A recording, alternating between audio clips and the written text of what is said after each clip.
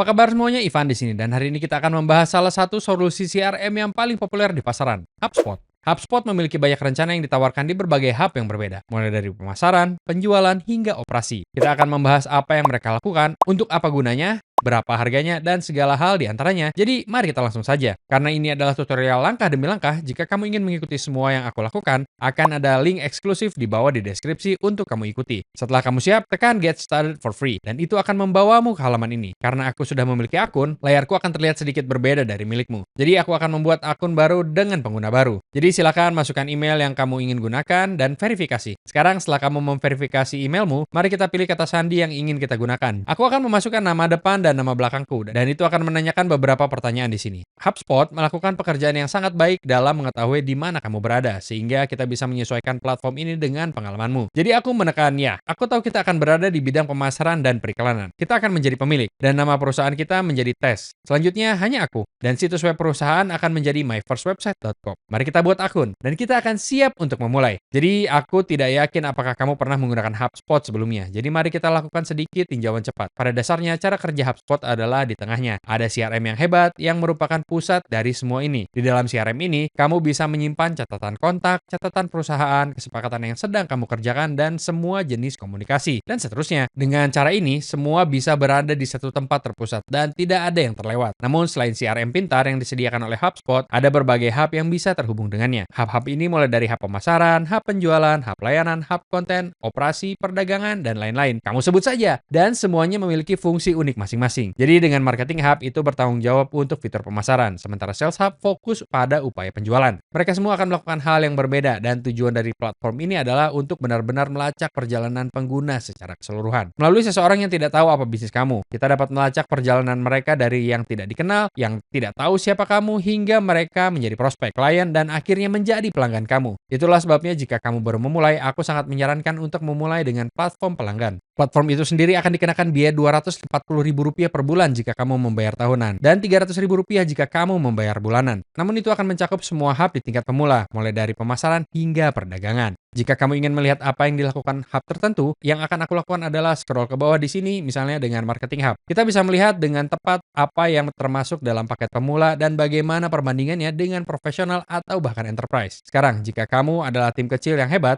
HubSpot bisa menjadi penyelamat yang luar biasa. Memusatkan semua upaya kamu di satu tempat, memastikan bahwa tidak ada yang terlewat. Dan pada saat yang sama, semua orang memiliki visibilitas penuh tentang apa yang sedang kita kerjakan dengan pemasaran, penjualan, layanan, konten, dan operasi. Platform ini memiliki banyak hal untuk ditawarkan, dan aku memiliki spreadsheet semua prospek yang sedang aku kerjakan. Atau bagaimanapun cara kamu melacaknya, aku akan mengimpor semua itu ke dalam HubSpot. Dengan cara ini, semua komunikasi dengan mereka bisa disimpan di satu tempat. HubSpot memiliki 3 tingkat catatan yang harus kamu perhatikan. Ada catatan perusahaan, di mana kamu menyimpan semua perusahaan, catatan kontak, di mana kamu menyimpan semua kontak, dan catatan kesepakatan, di mana kamu menyimpan semua kesepakatan atau bisnis yang sedang kamu kerjakan. Bagian yang keren adalah kamu bisa mengaitkan semuanya satu sama lain. Jadi di catatan perusahaan di sini kita memiliki nama perusahaan, domain tertentu yang terkait dengannya, dan nomor telepon. Tapi kita juga memiliki informasi mengenai perusahaan itu, namanya, industri tempatnya berada, dan siapa pemilik perusahaan. Jadi dalam hal ini, itu akan menjadi aku karena aku adalah tim satu orang, serta jenis, kota, negara bagian, dan kode pos. Tapi sekali lagi, semua bidang ini bisa disesuaikan dengan CRM kamu. Ini akan sangat berguna, terutama jika kamu melakukan jenis pemasaran email, karena kita akan mengambil semua informasi yang dipersonalisasi dan memasukkannya ke dalam email, memastikan bahwa email tersebut tidak terlalu dingin. Setiap jenis aktivitas yang kita lakukan dengan perusahaan ini, semua email yang kita kirim, panggilan yang kita buat, tugas yang kita miliki, pertemuan yang kita lakukan, kita bisa melihatnya di tab aktivitas ini.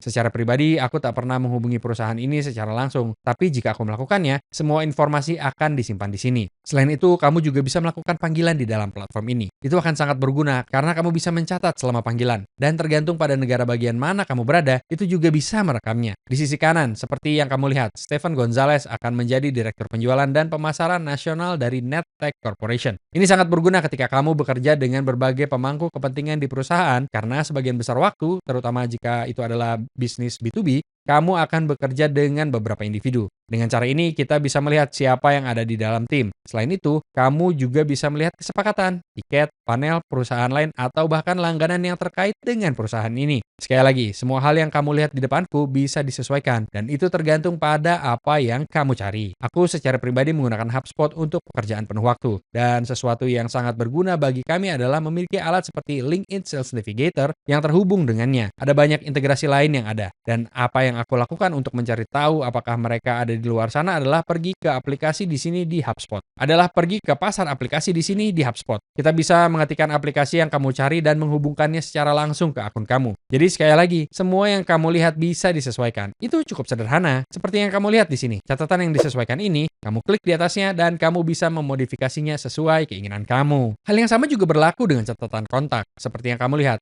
itu terlihat mirip. Tujuan utama HubSpot adalah agar mudah digunakan. Jadi semua informasi ini di sebelah kiri tentang prospek, serta aktivitas kan, catatan, email, panggilan dengan prospek tertentu, bukan perusahaan itu sendiri. Jadi dalam hal ini itu akan menjadi Stefan Gonzalez, serta perusahaan yang terkait dengan prospek. Dan kesepakatan, tiket. Kamu mengerti maksudku? Sebagai contoh, jika aku bekerja dengan organisasi ini, aku harus menghubungi mereka. Aku mungkin ingin membuat kesepakatan karena kita mungkin akan melakukan bisnis bersama. Jadi, apa yang aku lakukan adalah pergi ke catatan kesepakatan di sini dan tekan tambah, boom. Nama kesepakatan akan menjadi big money kan? Kita bisa memiliki berbagai tahap kesepakatan. Jumlahnya akan menjadi big money, boom. Dan kesepakatan kita telah dibuat. Sekarang seperti yang kamu lihat, ini adalah catatan kesepakatan yang mirip dengan aktivitas informasi tentang kesepakatan itu. Dan hal-hal di sebelah kanan. Sekali lagi, kamu bisa menyesuaikan catatan kesepakatan, catatan perusahaan, dan catatan kontak secara terpisah. Jadi jangan khawatir tentang mencampurnya di sini. Seperti yang kamu lihat di sini. Kita hanya memiliki satu kesepakatan di depan kita. Dan akan ada beberapa tahap yang terkait dengan proses penjualan.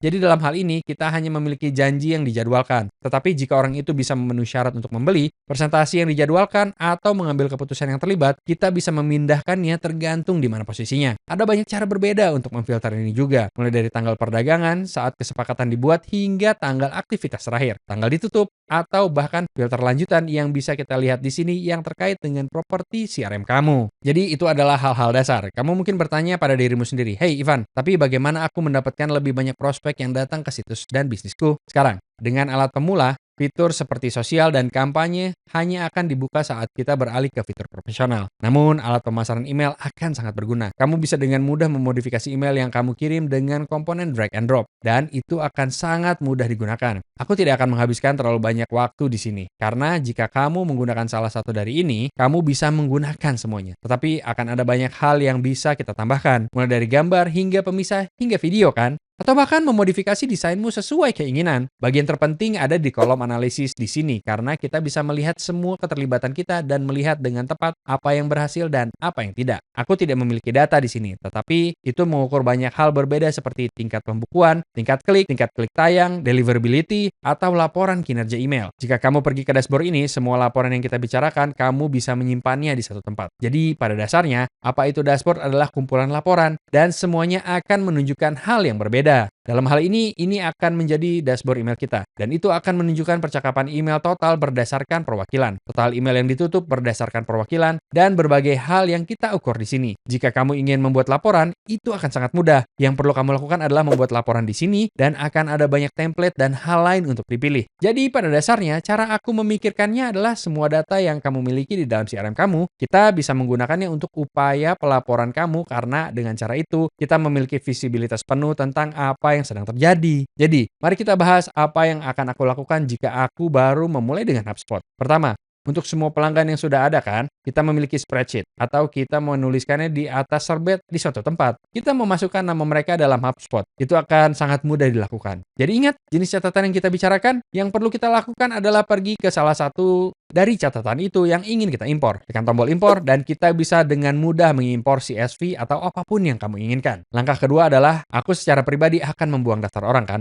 Untuk semua orang yang kita masukkan ke dalam CRM kita, karena orang yang berbeda akan memiliki sifat yang berbeda kan, terkait dengan mereka atau properti yang berbeda di dalam CRM. Kita akan mencari tahu bagaimana cara mengelompokkan orang-orang ini dengan upaya pemasaran dan penjualan kita. Dan disitulah daftar masuk, karena itu bisa membuat hidupmu jauh lebih mudah. Jadi apa yang aku lakukan adalah adalah berdasarkan properti custom yang kita tetapkan, cari tahu apa yang kamu cari. Dan dengan cara itu, kita bisa mengelompokkan prospek kita. Dari sana, aku akan memasukkan mereka ke dalam kampanye pemasaran email. Dan dengan cara itu, kamu bisa merawat prospekmu. Kamu harus ingat bahwa hosting situs web kamu atau memodifikasi halaman blog kamu juga bisa dilakukan dengan HubSpot. Itu bekerja mirip dengan pembuat email. Jadi, jika kita pergi ke halaman arahan di sini, jika kita tekan buat, itu bekerja persis sama seperti kamu bisa menyesuaikan melalui drag and drop. Setelah kamu mendapatkan beberapa interaksi dengan email pemasaranmu, aku akan melacak siapa yang membuka email tersebut. Dan dari sana, kita bisa memasukkan nama mereka ke dalam saluran penjualan kita. Karena semuanya ada di satu tempat, kamu memiliki visibilitas penuh tentang apa yang sedang terjadi. Dan dari sana, aku akan membuat kesepakatan. Kita bahkan bisa mengirimkan kutipan dan mengumpulkan semua pembayaran dalam platform HubSpot. Misi perusahaan adalah untuk memastikan bahwa tumpukan teknologi kamu dirancang dengan baik, bukan asal-asalan. Apa yang aku maksud dengan itu adalah, daripada kamu memiliki 20 alat berbeda untuk melakukan 20 hal berbeda, kita hanya perlu HubSpot untuk melakukan semuanya. Dengan cara itu, semua data kamu ada di satu tempat, dan tim bisa melihat dengan jelas apa yang sedang terjadi. Penyerahan dari pemasaran ke penjualan atau dari penjualan ke layanan akan jauh lebih lancar. Dan itu dia.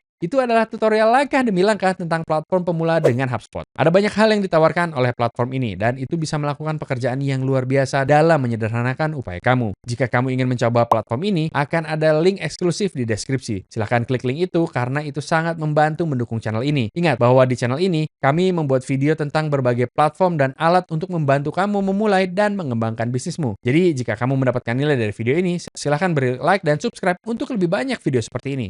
Sampai jumpa. Peace.